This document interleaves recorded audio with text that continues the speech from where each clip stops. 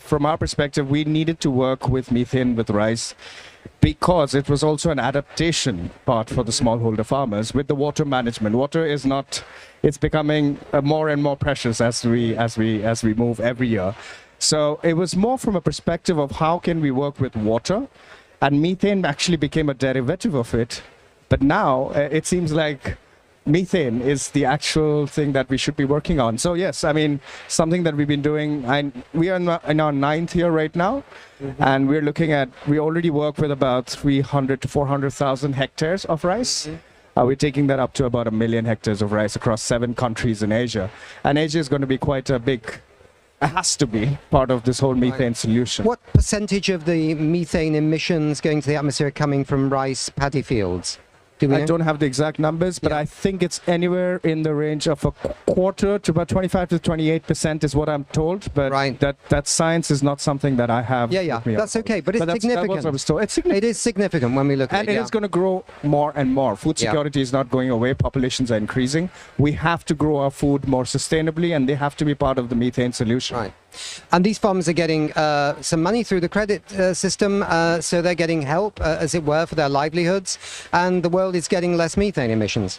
It does. I mean, we're talking about smallholder farmers whose probably annual incomes are less than $500, you know, so an increment of about, what we see is an increment of about $40 to $50 per year on this. This is not insignificant. It's about 10 to 12% of their annual income.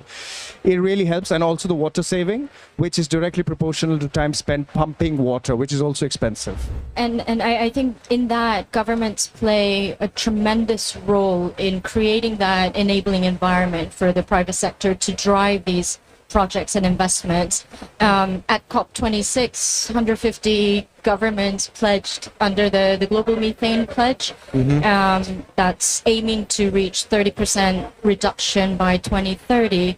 And many governments since then have been putting in place national action plans. So I think if we sort of connect the dots, the ambition is there, the will is there, and on the ground technology and solutions are already available. So how do we connect that dot? And I think that's where carbon market and methane credits or methane driven methodologies will really come in handy in bridging that financial and implementation gap. So I'm quite hopeful. What have been done previously is that all emission has been recalculated to carbon dioxide equivalents.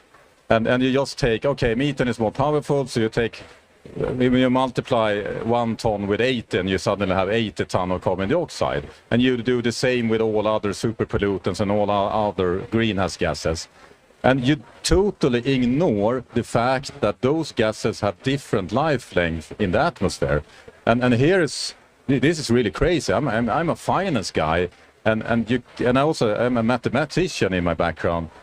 You can't just ignore the time dimension, because methane is like 12 to 14 years. And carbon dioxide, we talk about 1,000 years until it disappears from the atmosphere.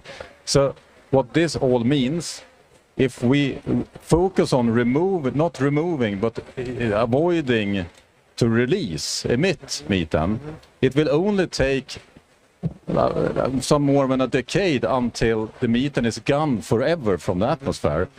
And this means, if you calculate it, that we can cool the planet with as much as 0.5 degrees. We've been focusing on methane, but there are others such as nitrous oxide, each associated with particular industrial sectors.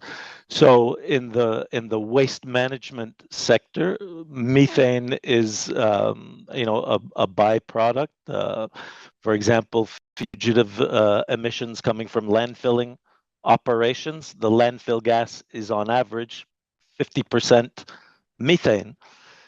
But I think two of the messages I'm hearing here this afternoon is, number one, in order to have progress, it begins with measurement. It begins with understanding what are the emissions coming, not from just theoretical emission factors, because yes, those are useful to a certain extent, but to make real progress, we have to get down to a more granular site-specific level. And we partnered with Gold Standard to develop methodologies to allow us a bottom-up approach of in situ measurement of greenhouse gases, including methane, nitrous oxide, on the ground at industrial facilities, so we can develop, again, much more granular action plans on a site-specific basis to make real progress.